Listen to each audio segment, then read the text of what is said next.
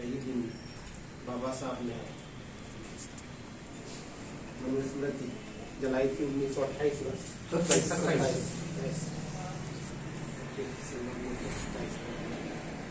ये बहुत ही क्रांतिकारी दिन है। और आज किसी ने एक भाषण में भी बोला, डॉक्टर संजय बोले कि हमारे इसमें बहुत सारे रेवोल्यूशनरी लोग भी पैदा हुए हैं जिन्होंने उनकी बात अगर ठीक से नहीं सुनी गई तो ये कुछ रिकॉर्ड करने लायक बात नहीं बोलूँ तो उन्होंने गोलियों से बोल डाला।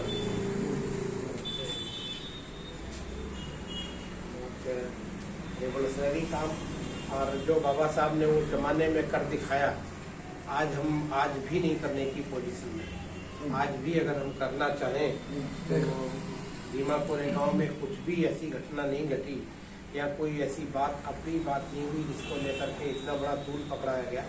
और हमारे बहुत सारे बुद्धिजीवी लोग आज भी अनिल तेल तुमले जैसे लोग जेल में हैं। तो ये एक बहुत ही मतलब अनफॉर्चुनेट समय चल रहा है, ऐसा वक्त चल रहा है, इसमें आवाज़ दबाई जा रही है, हम सब लोग नहीं बोल पा रहे हैं। बट फिर भी मैं समझता हूँ कि सब लोग जो अपने समाज में हैं लगे तो हैं अपने अपने प्रयास में, अपने अपने तरीके से काम करने में। एक ही चीज़ है जो मुझे लगता है कि हम यूनाइटेड नहीं है। खासकर जो महाराष्ट्र स्टेट है, यहाँ पर हर एक संस्था बनती है, फिर उसके जो 10 लोग बनाने वाले होते हैं, फिर 10 मिल करके उसके 10 टुकड़े कर लेते हैं, फिर 10 उसके अध्यक्ष बन जाते हैं। तो ये महाराष्ट्र में सबसे ज़्यादा बड़ी प्रॉब्लम है। ये सब आपस में सब लोग बैठ करके अब कोई संस्था बनाए तो पहले उसमें एग्रीमेंट कर लें कि इस्लाम की अब दोबारा कोई संस्था नहीं कोई रजिस्टर कराएगा, नहीं तो वो सब उसका बिगाड़ के सत्यानाश कर देते। हमें कुछ करने का अलग से कुछ सोचने विचारने के लिए नहीं है, सोचने विचारने के लिए जो हमारे पूर्वज थे उन्होंने डायरेक्शन दे के गए, हमें बता के गए कि कैसे कैसे हमें जाना है। उन्होंने बाबा साहब के शिक्षित बनो, संगठित रहो, संघर्ष करो, 3 ही डायरेक्शंस हैं। उन तीनों डायरेक्शंस पे हमें काम करना है। भगवान बुद्ध के 5 शील हैं, 5 शील हैं, और उन 5 शीलों को ध्यान में रख करके हमें अच्छी समाज खड़ी करनी है, अपने बीच में एक अच्छा माहौल क्रिएट करना है। मान्यवर कांसीराम ने आज के ही दिन 1978 में काउंसिल की स्थापना की थी। आज का दिन इसलिए भी बड़ा इम्पोर्टेंट है, बाबा साहब ने मनुस्मृति जलाई, आज के ही दिन जीसस पैदा हुए और आज के ही दिन मामसेन की स्थापना हुई थी 1978 में। उन्होंने देश के जो गरीब तबके के लोग थे, माइनॉरिटीज हैं, शेड्यूल कास्ट है, शेड्यूल ट्राइब है, ओबीसी है, इन सबको जोड़ के एक संस्था बनाई कि देश में कैसे हमारे समाज के लोगों का राज हो, और उन्होंने करके ये दिखा भी दिया। मान्यवर कांसीराम बोला करते थे कि मैं तो बस अड्डे पे खड़ा हूँ अपनी बस लेकर के, और कभी कभी उसको में हम एक्सीलेटर भी दबाते हैं और तो लोगों को दिखाई देता है कि नहीं नहीं ये बस में इसका इंजन है, इस बस में। फिर कभी एक आध बार हम आगे पीछे चला भी देते हैं तो लोगों को लगा नहीं ये चल सकती है। फिर लोग कम बैठे, फिर एक बार थोड़े दिन 6 महीने उसको दौड़ा दिया तो लोगों को लगा नहीं ये चल भी सकती है। एक बार उसको 5 साल तक चला दिया तो लोगों को लगा नहीं ये तो पक्का दौड़ेगी। तो वो ट्रायल करना, सिखाना, दूसरों के साथ से ही सही लेकिन अपने लोगों में कॉन्फिडेंस डेवलप करके देना, ये बड़ी बात है। कांसीराम का एक बड़ा रोल था इसमें। ऐसे ही बाबा साहब ने 1935 में जब ये गवर्नमेंट ऑफ इंडिया एक्ट बना, इनकी बहुत पुरानी प्लानिंग थी। रौलट एक्ट बन रहा था जब 1919 में, तब भी बाबा साहब ने सेपरेट रिजर्वेशन की और प्रेजेंटेशन की बात कही थी, लेकिन रौलट एक्ट के टाइम पर वो उनको शामिल नहीं करवा पाए। लेकिन 1925 में जब साइमन कमीशन आया तो उस समय उस साइमन कमीशन को बाबा साहब ने सपोर्ट किया, और एक हरियाणा के सर छोटू राम थे, उन्होंने सपोर्ट किया, और बहुत बड़ा आंदोलन चला पूरे देश भर में। इसका बड़ा आंदोलन चल रहा था, और उसी से प्रेरित होकर के बाबू जगजीवन राम उस समय BSc कर रहे थे इलाहाबाद में कलकत्ता यूनिवर्सिटी में। तो उन्होंने 50,000 श्रमिकों की एक मीटिंग किया। सोचो आप, अब 1928 में 50,000 लोगों को इकट्ठा करना आज 5 लाख लोगों के बराबर है। वो आंदोलन वहाँ किया। अच्युतानंद ने कानपुर में शुरू किया, एक रामचरणपुरी से बनारस में बड़ा आंदोलन था। ऐसे ही पेरियार रामास्वामी नायकर का उसी टाइम पे तमिलनाडु में बड़ा आंदोलन चल रहा था। संत गाडगे महाराज ने अमरावती में आंदोलन छेड़ा हुआ था। उसी दौरान नारायण गुरु ने केरल में चलाया हुआ था। तो पूरे देश में दलित आंदोलन इतनी तेजी से मूवमेंट हो रहा था। उसी से लगा कि ब्रिटिश गवर्नमेंट को कि क्या प्रॉब्लम हो रही है, तो उन्होंने साइमन कमीशन को यहाँ साइमन कमीशन की स्टडी करने के लिए आया और साइमन कमीशन का अप्रोच किया सबने, लेकिन बाबा साहब ने और सर छोटू राम ने, इन सब लोगों ने सपोर्ट किया। रिजल्ट ये निकला कि 1931 में पहली बार देश में जाति आधारित जनगणना हुई रिप्रेजेंटेशन देने के लिए। अब देखिए, जनगणना तो हुई, बाबा साहब बेसिकली लड़ाई लड़ रहे थे अनुसूचित जाति और अनुसूचित जनजाति SC/ST। उस समय वो बाबा साहब डिप्रेस्ड क्लास करके बोला करते थे। तो वो डिप्रेस्ड क्लास के लिए तो अपना रिप्रेजेंटेशन करवाने में सक्षम हुए और अपना हिस्सा वो ले लिए, जैसे भी कर किया हो। उस समय महात्मा गांधी ने चाहे कितने भी लड़के लगाए हो, चाहे कितना फास्ट किया हो, लेकिन बाबा साहब अपने पढ़ने रहे और उन्होंने अंततोगत्वा समझते हो फाइनली वो ही सक्सीड अपने मिशन में। और वो जब गवर्नमेंट ऑफ इंडिया एक्ट 1935 बना तो बाबा साहब ने पूरे देश भर का सर्वे करके और वो सारी जातियों की लिस्ट बनाई जिन्हें आज हम शेड्यूल्ड बनाते हैं। तो वो एक जाति की वजह शेड्यूल्ड कास्ट की लिस्ट बनाई और एक शेड्यूल्ड ट्राइब की लिस्ट बनाई, स्टेट वाइज बनाई गई। ये बाबा साहब का एक बहुत बड़ा महान योगदान है कि ऐसी जातियों को जो छोटे छोटे टुकड़ों में बटी थी, धानुक, धोबी, चमार, कोरी, पासी, ना, ये सब बटे हुए थे पूरे देश करके, उन्होंने एक शेड्यूल बना दिया और उस शेड्यूल में उन जातियों का नाम लिख दिया। तो वो शेड्यूल्ड कास्ट हो गई। एक अनुसूची बनाई, उस अनुसूची में जितने जातियों के नाम लिखे गए वो अनुसूचित जाति हो गई। एक अनुसूचित जनजाति की लिस्ट बना दी।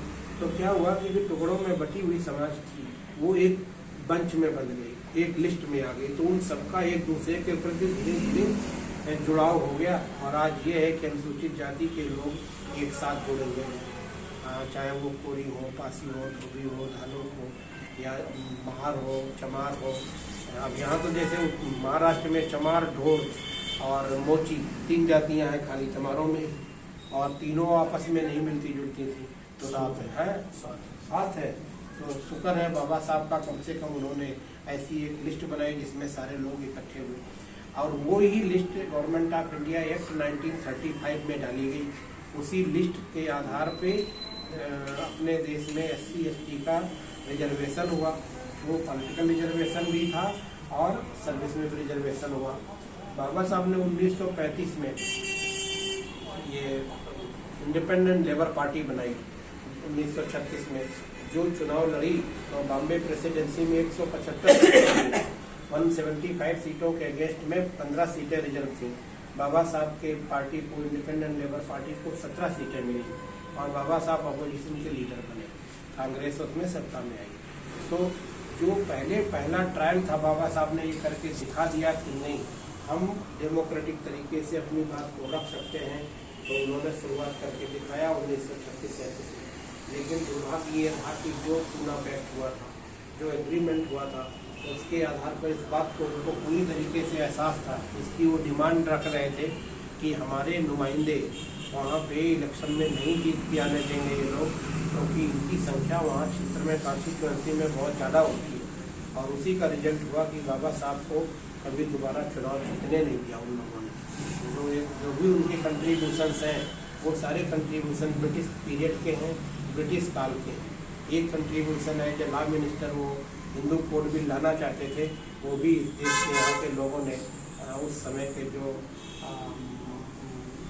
मैन डोमिनेटेड सोसाइटी थी या ब्राह्मण्स थे, उन सब लोगों ने उसको अपोज किया और वो बिल नहीं आ पाया और बाबा साहब ने रिजाइन किया। दोबारा जीत के उनको नहीं जाने दिया।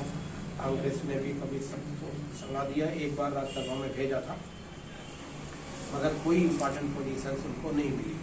तो ये जो सफलता और जो असफलताएं जो हमें सिखाती हैं कि हम कैसे, बाबा साहब अपने पीरियड में थे, अब हम लोग अपने पीरियड में हैं, हमारे बाद में हमारी जनरेशन आएंगी। तो हर जनरेशन में हर समय लड़ाई का दौर चलता ही रहता है। अभी भी लड़ाई चली रही है, हमारा संघर्ष चल रहा है। तो उस संघर्ष में आज हमारी जिम्मेदारी है, आज हमारी ड्यूटी है, हम कितना कर पाते हैं, कितना प्रयास करते हैं।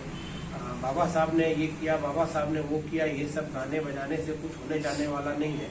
अभी हम क्या कर पा रहे हैं, इस पर हमें ध्यान देने की जरूरत है। जरूर सत्ता में उस समय ब्रिटिश सरकार थी, ब्रिटिश सरकार सपोर्ट में थी, डाउन टोटल कम्युनिटी का हिस्सा देने को तैयार थी, तो सक्सेस मिला। आज की डेट में थोड़ा सा मुश्किल दौर चल रहा है। इसमें अगर कोई ऊंची आवाज़ में बोलता है तो पहले तो नक्सलाइट थे, अब जो पढ़ा लिखा ग्रुप है अगर वो कुछ बोलता है, हम लोग जैसे कुछ बात करना चाहते हैं तो उनको लगता है कि ये अपनी ही समाज के जो लोग हैं उनको भटका रहे हैं। तो हम लोगों को इन लोगों ने एक तरीके से अर्बन नक्सलाइट बोलना शुरू किया।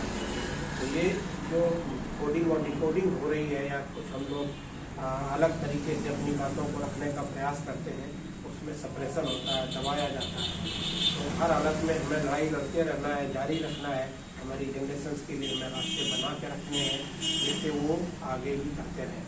आज की बात नहीं है, लड़ाई तो बुद्धा पीरियड से हो रही है, भगवान बुद्ध के टाइम से लड़ाई लड़ी जा रही है। बीच बीच में कमज़ोर हो जाती है, फिर लड़ते हैं। फिर कबीरदास के आए, रविदास आए, सूरदास आए, इन सब लोगों ने भी काफ़ी अच्छा प्रयास किया अपने टाइम पे। और उसके बाद में बाबा साहब का एक बड़ा योगदान था, रिवाइवल ऑफ बुद्धिज्म। मेरे ख्याल से इन लोगों ने सब भी कर दिया। अगर बाबा साहब ने 14 अक्टूबर 1956 को ये नहीं किया होता तो बुद्धिज्म तो इंडिया से ऑलमोस्ट खत्म जैसे था। ये रिवाइवल बाबा साहब ने किया, बुद्धिज्म का रिवाइवल एक बड़ा काम है समाज को इकट्ठा करने का, वो किया। हम उनका साधुवाद करते हैं। आज आप सब लोगों ने हमें यहाँ बुलाया, हमारी बात को सुना, इसके लिए आप सब लोगों को भी बहुत बहुत साधुवाद। और हमारे मिलिंद साहब के लिए तो बहुत बहुत साधुवाद।